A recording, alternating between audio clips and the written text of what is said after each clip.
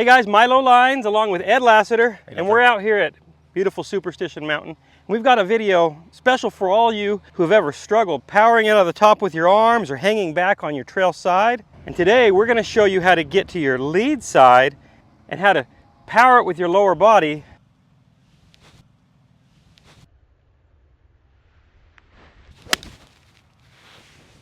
with this magic move. Let's start with the root of our issue here. So a lot of people who are too armsy or stuck on the trail side, what they're actually doing is they're winding up and loading to the trail side, but not recentering or creating this ball of space as they're finishing their winding. What's going on there? What's causing the problem? 9 times out of 10, either there's too much sway and they're in right bend at the top, or they're reverse seeing it this direction and then they teeter-totter back this way.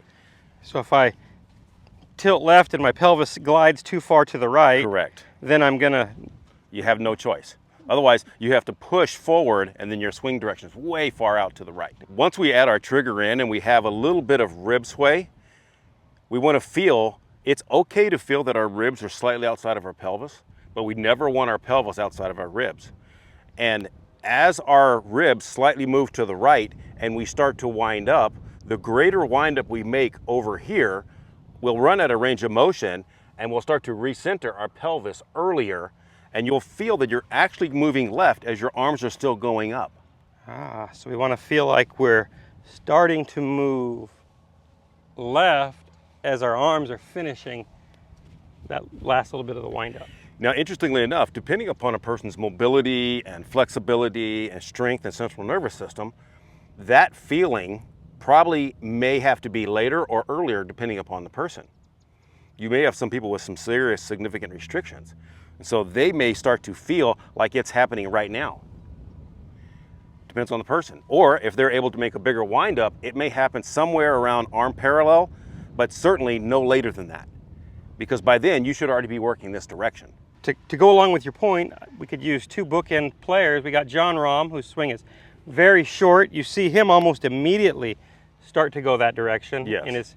And then there, like a Jake Knapp, who's got a really long, more, he lengthens everything out. He probably, if we went and looked at when his pelvis starts to recenter, it's probably a little later.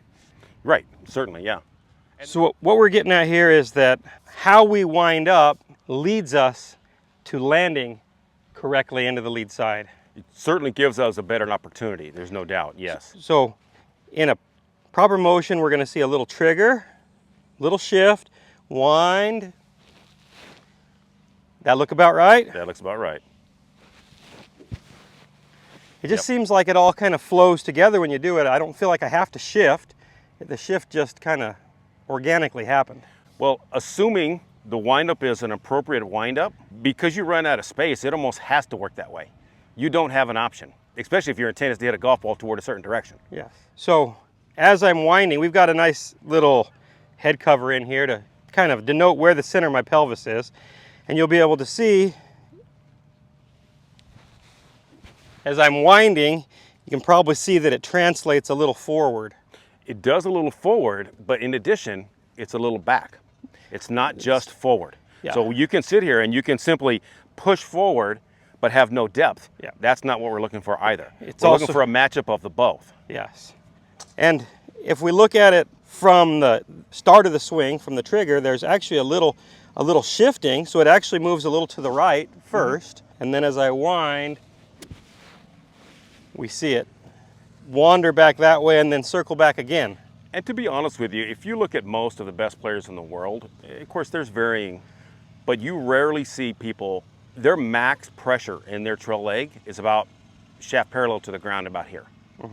By this time, things are moving so fast and so violently, they're already on a graph and they're already circling back this direction.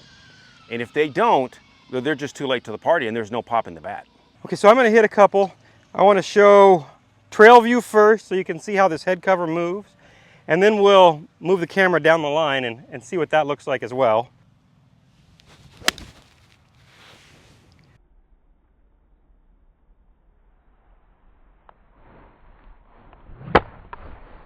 So Milo, now when you hit this one, but I'm going to video face on, and I placed a golf ball just at the edge of your right hip in the shadow.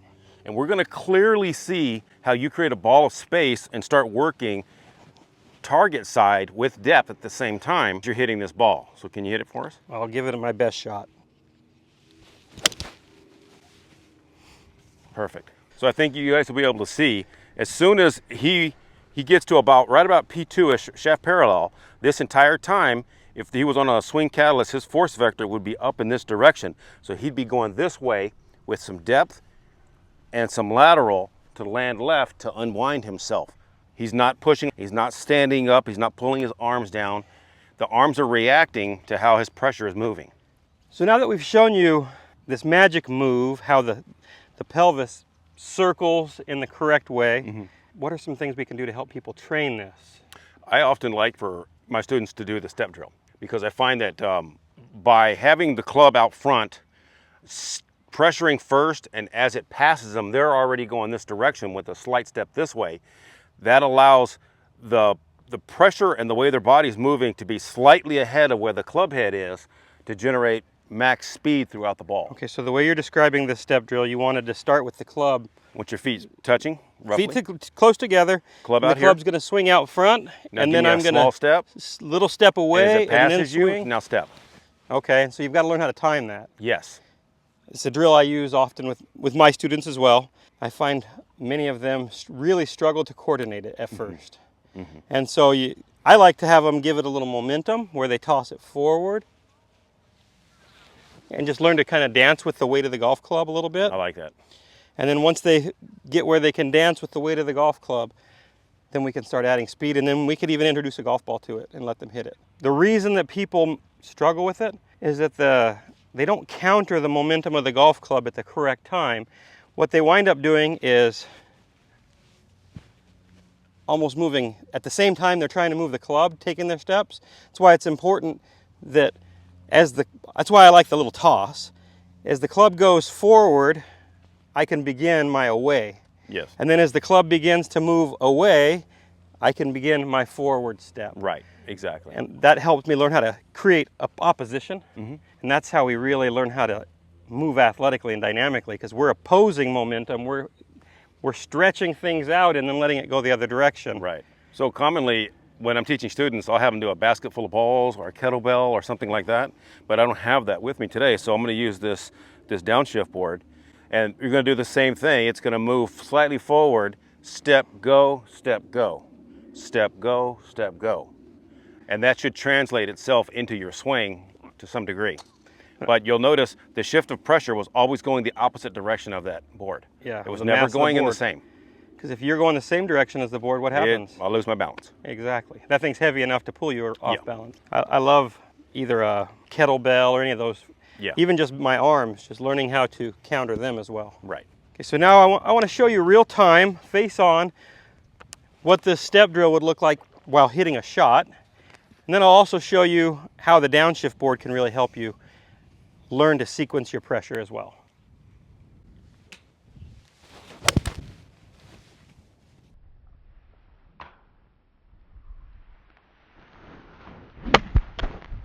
That's pretty good. Okay, so like you saw with the step drill, there was a clear pressure to the left and then step away. You're going to see something similar here with the downshift board. I'm going to pressure left before I go right and then back left. Hopefully I can figure out how to time this.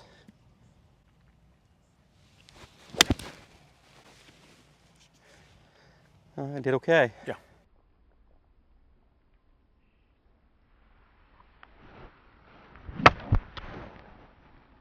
So to tie this all together and put a bow on it so everybody can really understand, the magic move that we're talking about, it really starts long before when we see it happen. 100%. So if we want to be able to land our pressure back to the left, we have to learn how to create a proper winding that allows our pressure or our pelvis to start to wander back where we want it. Right. While we're still winding. That's kind of the magic. So once we've figured out this magic motion, quite a few things are going to start to line themselves up. Our ability to control our low point gets much better. players who have often really pulled down out of the top, kind of thrown the club, a lot of times that'll just go away because now they're able to use their body more efficiently. Well, it's funny how when you often see students, when they kind of get this feel, you can't pull down because you've got the mass already landing left and getting out of the way. It's impossible. It would be akin to me saying, throw your golf club down the fairway and doing it with your arms because you'd fall off balance. Instinctually, you're going to shift pressure, push away, have some depth in your pelvis, and then sling your arms to toss that club. It's the most instinctive thing we do as humans. And once this all starts to line up, a lot of those other things become second nature. Exactly. So now that you know the magic move, make sure you get out there and do some step drills. Maybe get yourself a downshift board and work on these things. And for further help, join us at milolinesgolf.com, where Ed and I can give you personalized instruction to help you along your way. Like and subscribe.